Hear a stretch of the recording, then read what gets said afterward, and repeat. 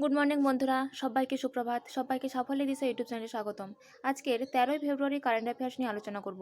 তোমরা প্রথম থেকে শেষ পর্যন্ত ক্লাসটা করো এবং ক্লাসটা ভালো লাগলে অবশ্যই চ্যানেলটিকে সাবস্ক্রাইব করে দিও এবং লাইক করে দিও এবং বন্ধুদের মধ্যেও শেয়ার করে দিও। তাহলে আপকামিং কম্পিটিটিভ এক্সামগুলোতে আশা করি কারেন্ট অ্যাফেয়ার্স নিয়ে যেমন কোনো সমস্যা থাকবে না, তেমন তারা নিত্য নতুন সাম্প্রতিক ঘটনা সম্পর্কেও জানতে পারবে।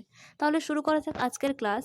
আজকের ক্লাসের ফার্স্ট কারেন্ট অ্যাফেয়ার্স হলো, আরবিআই টানা ষষ্ঠবারের জন্য কত শতাংশ রেপো রেট অপরিবর্তিত রেখেছে? উত্তর হবে 6.5%।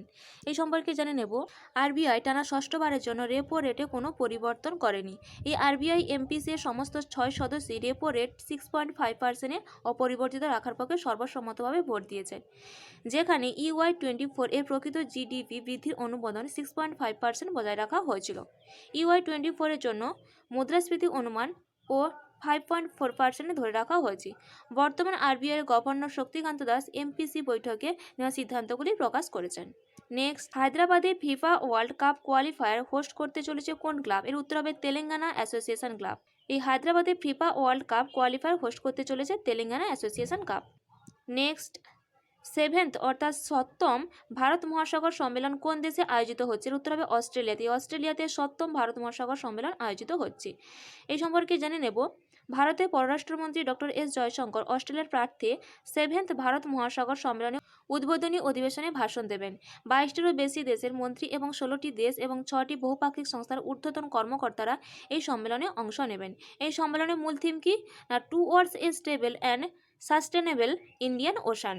নেক্সট, 2024 প্যারিস অলিম্পিকের মশাল বহনকারী হিসেবে নির্বাচিত হলেন কে? উত্তর হবে অভিনব বিন্দ্রা। এই অভিনব বিন্দ্রা 2024 প্যারিস অলিম্পিকের মশাল বহনকারী হিসেবে নির্বাচিত হয়েছেন। এনার সম্পর্কে জেনে নেব। এই অভিনব বিন্দ্রা একজন শুটিং গেমসের একজন বিশিষ্ট খেলোয়াড়। অভিনব বিন্দ্রা বেইজিং 2080 অলিম্পিকে প্রথম ভারতীয় হয়ে ব্যক্তিগত স্বর্ণপদক জিতে ইতিহাস তৈরি করেছিলেন।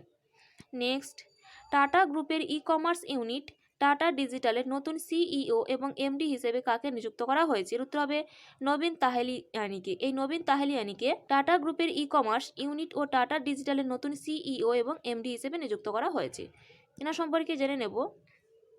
এই নবীন তাহেলিয়ানি টাটা গ্রুপের ই কমার্স ইউনিট এবং টাটা ডিজিটালের নতুন সিইও এবং এমডি হিসেবে নিযুক্ত হয়েছেন। প্রদীপ পালের স্থানে তিনি স্থলাভিষিক্ত হয়েছেন এবং এই তাহেলিয়ানি বর্তমানে টাটা AIA লাইফ ইন্স্যুরেন্স কোম্পানির সিইও এবং এমডি হিসেবে রয়েছেন। এই নবীন তাহালিয়ানি 19শে ফেব্রুয়ারি 2024-এ তার পদ গ্রহণ করবেন।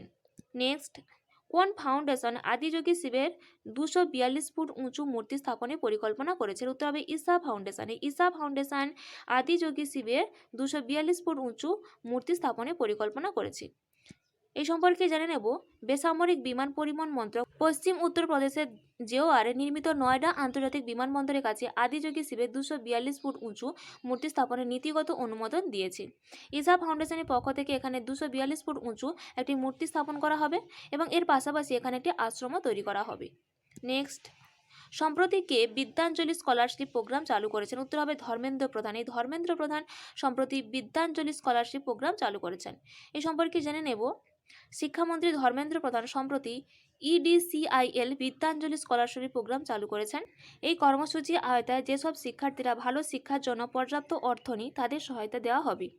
বিদ্যাঞ্জলি স্কলারশিপ প্রোগ্রাম জাতীয় শিক্ষানীতি 2020 এর সাথে সঙ্গতিপূর্ণ। নেক্সট, অন্ধ্রপ্রদেশকে পরাজিত করে নাগেশ ট্রফি জিতল কোন রাজ্যের? উত্তর হবে কর্ণাটকে। কর্ণাটক সম্প্রতি অন্ধ্রপ্রদেশকে পরাজিত করে নাগেশ ট্রফি জিতেছে। এই সম্পর্কে জেনে নেব। এই ট্রফিটি দৃষ্টি প্রতিবন্ধী পুরুষদের ক্রিকেটের সঙ্গে যুক্ত। নাগেশ ট্রফি ভারতে অন্ধদের জন্য ক্রিকেট অ্যাসোসিয়েশন প্রতিষ্ঠাতা সভাপতি এবং প্রতিবন্ধীদের জন্য সমর্থনম ট্রাস্টের প্রতিষ্ঠাতা ট্রাস্টি প্রয়াত SP নাগেশের স্মরণে নামকরণটি করা হয়েছে। নেক্সট, সম্প্রতি কৃষিমন্ত্রী অর্জুন মুন্ডা কোন পোর্টাল চালু করেছেন? উত্তর হবে সারথি পোর্টাল। এই সম্পর্কে জেনে নেব।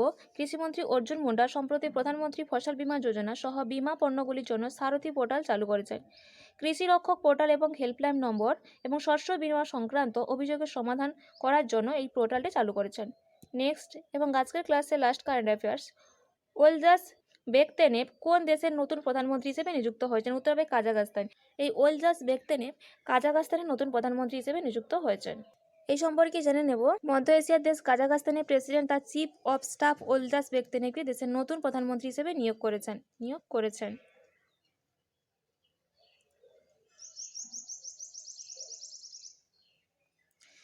43 বছর বয়সী বেকতানেভ এর আগে দুর্নীতি বিরোধী সংস্থার প্রধান ছিলেন। এই কাজাখস্তান একটা মধ্য এশিয়ার দেশ এবং একটি সাবেক সোভিয়েত প্রজাতন্ত্র। এর রাজধানী আস্তানা। এই ছিল আজকের দিনে গুরুত্বপূর্ণ 10টি কারেন্ট অ্যাফেয়ার্স। এইরকম গুরুত্বপূর্ণ 10টি কারেন্ট অ্যাফেয়ার্স পেতে অবশ্যই সাফল্য দিতে ইউটিউব চ্যানেলকে সাবস্ক্রাইব করে নিও। আজকে ক্লাসটা এই পর্যন্ত।